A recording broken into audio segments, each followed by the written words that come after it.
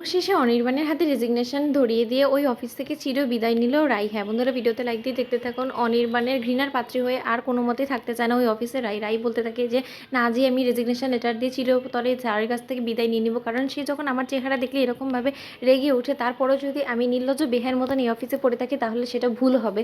আমি আমার জীবনে যা ভুল করেছি সে সব কিছু আমি এখন শুধরে নিব আস্তে আস্তে। ওদিকে অনির্বাণের কাছে রেজিগনেশন লেটার নিয়ে অনির্বাণের চেম্বারে যাওয়া মাত্রই অনির্বাণ বলতে থাকে যে এখন আবার কী দরকারে আপনি এসেছেন, আমি তো সেটাই বুঝতে পারি না। বলুন তো, আপনি শুধু শুধু কেন বারবার করে আমার সামনে ঘুরঘুর করার চেষ্টা করেন? আপনি কি ভেবেছেন যে আপনি আমার কাছ থেকে সিম্প্যাথি গেইন করতে পারবেন এসব করে? তখন রায় বলতে থাকে যে না স্যার, আজকে যখন একবার এসেছি আর এটাই শেষবারের মতো এসেছি, এরপরে আর আপনার শুধু শুধু আমার এই চেহারাটা দেখতে হবে না, আর এই অফিসে আর কোনোদিনে আমার চেহারাটা আপনি দেখতে পাবেন না, এতটুকু আমি আপনাকে কথা দিতে পারি। ওদিকে অনির্বাণ অবাক হয়ে তাকিয়ে থাকে রায়ের দিকে আর বলতে থাকে আপনি কি বলতে চাচ্ছেন, একটু সোজাসুজি বলবেন। তখন রায় অনির্বাণের হাতে রেজিগনেশন লেটারটাতেই বলতে থাকে যে স্যার, আমি আমার কিছু ব্যক্তিগত কারণের জন্য আমি এই চাকরিটা কোনো মতে কন্টিনিউ করতে পারছি না। আমি আশা করবো যে আপনি আমার এই সিচুয়েশনটা একটু বুঝবেন। তখন অনির্বাণ বলতে থাকে ও আচ্ছা ঠিক আছে, তার মানে আপনি রেজিগনেশন লেটার নিয়ে এসেছেন, আপনি চাকরিটা কন্টিনিউ করবেন না, তাই তো?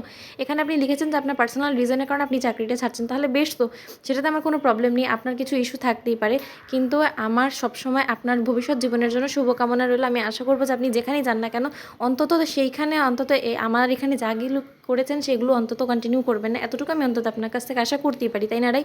তখন রাই বলতে থাকে যে স্যার, আমি কোথায় গিয়ে কি করব না করব সেই কৈফিয়ত নিশ্চয়ই আমি আপনাকে দিতে বাধ্য নই। আর আমার ভবিষ্যৎ জীবনের জন্য আপনি যে শুভকামনাটা দিলেন, সেই একইভাবে আমিও আপনার ফিউচারের জন্য শুভকামনা রাখলাম। আমি আশা করব যে আপনি আপনার ফিউচারে সব কাজে সফলতা পান। ওদিকে অনির্বাণ রায়কে সিগনেচার করে রেজিগনেশন লেটারটা দিয়ে দেখে আর বলতে থাকে যে তাহলে আপনি এখন আসুন। ওদিকে রায় দরজা দিয়ে যখন চলে যায়, ঠিক তখনই অনির্বাণ মনে মনে ইমোশনাল হয়ে পড়ে আর বলতে থাকে যে যাচ্ছ রাই, যাও, এবার আর আমি তোমাকে কোনো মতে আটকাবো না, কারণ তুমি যদি এই ছকটা এঁকে থাকো আর এটা ভেবে থাকো যে না, আমি তোমাকে আবারও হাতে পায়ে ধরে এই অফিসে থেকে যাওয়ার জন্য অনুরোধ করবো, সেটার হওয়া আমি বেশ বুঝতে পারছি যে তুমি আবারও নতুন করে খেলা শুরু করেছো।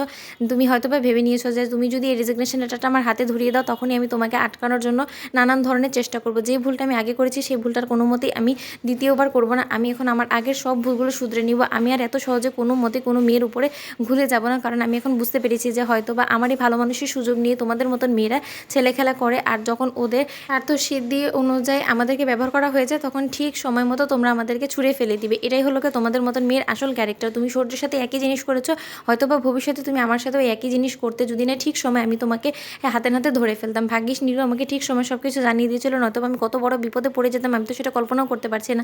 আর নীলুর মতন একটা ভালো মেয়ের জীবনটা তুমি তছনছ করেছো, আর তার জন্য সব কিছুর জন্য তুমি দায়ী।